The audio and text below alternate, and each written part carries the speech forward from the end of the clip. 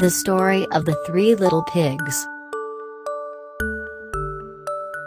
Once upon a time there was an old pig with three little pigs, and as she had not enough to keep them, she sent them out to seek their fortune.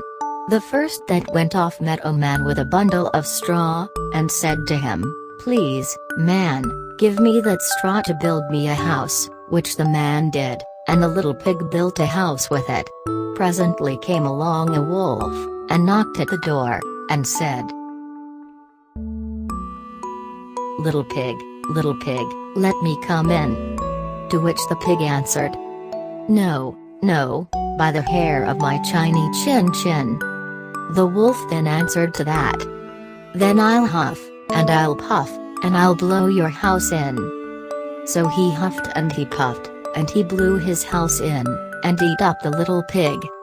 The second little pig met a man with a bundle of furs, and said, "Please man, give me that furs to build a house," which the man did, and the pig built his house.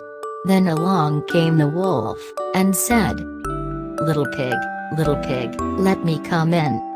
"No, no, by the hair of my shiny chin." "Then I'll puff and I'll huff, and I'll blow your house in." So he huffed, and he puffed, and he puffed, and he huffed, and at last he blew the house down, and he ate up the little pig. The third little pig met a man with a load of bricks, and said, "Please, man, give me those bricks to build a house with." So the man gave him the bricks, and he built his house with them. So the wolf came, as he did to the other little pigs, and said, little pig, let me come in." "No, no, by the hair of my shiny chin." "Then I'll puff and I'll huff, and I'll blow your house in."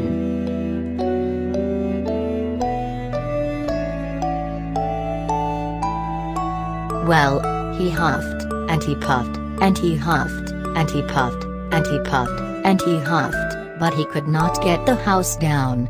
When he found that he could not, with all his huffing and puffing, blow the house down, he said, "Little pig, I know where there is a nice field of turnips." "Where?" said the little pig. "Oh, in Mr. Smith's home field, and if you will be ready tomorrow morning I will call for you, and we will go together, and get some for dinner."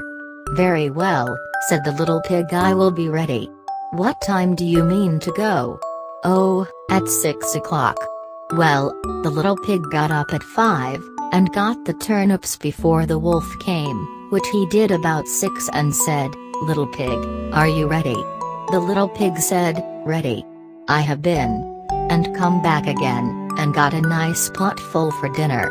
The wolf felt very angry at this, but thought that he would be up to the little pig somehow or other, so he said, "Little pig, I know where there is a nice apple tree." "Where?" said the pig. "Down at Mary Garden," replied the wolf, "and if you will not deceive me I will come for you, at 5 o'clock tomorrow, and we will go together and get some apples." Well, the little pig bustled up the next morning at 4 o'clock, and went off for the apples, hoping to get back before the wolf came, but he had further to go, and had to climb the tree, so that just as he was coming down from it, he saw the wolf coming, which, as you may suppose, frightened him very much. When the wolf came up he said, "Little pig, what? Are you here before me? Are they nice apples?" "Yes, very," said the little pig.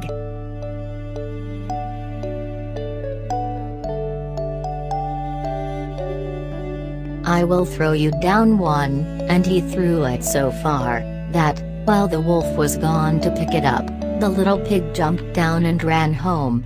The next day the wolf came again, and said to the little pig, "Little pig, there is a fair at Shanklin this afternoon, will you go?" "Oh yes," said the pig, "I will go. What time shall you be ready?" "At 3, said the wolf. So the little pig went off before the time as usual, and got to the fair, and bought a butter churn, which he was going home with, when he saw the wolf coming. Then he could not tell what to do. So he got into the churn to hide, and 10-9, by so doing turned it round, and it rolled down the hill with the pig in it, which frightened the wolf so much, that he ran home without going to the fair. He went to the little pig's house, and told him how frightened he had been by a great round thing which came down the hill past him. Then the little pig said, "Ha! I frightened you then. I had been to the fair and bought a butter churn, and when I saw you, I got into it and rolled down the hill." Then the wolf was very angry indeed, and declared he would eat up the little pig, and that he would get down the chimney after him. When the little pig saw what he was about, he hung on the pot full of water, and made up a blazing fire, and just as the wolf was coming down, took off the cover, and in fell the wolf. So the little pig put on the cover again in an instant, boiled him up, and eat him for supper, and lived happy ever afterwards.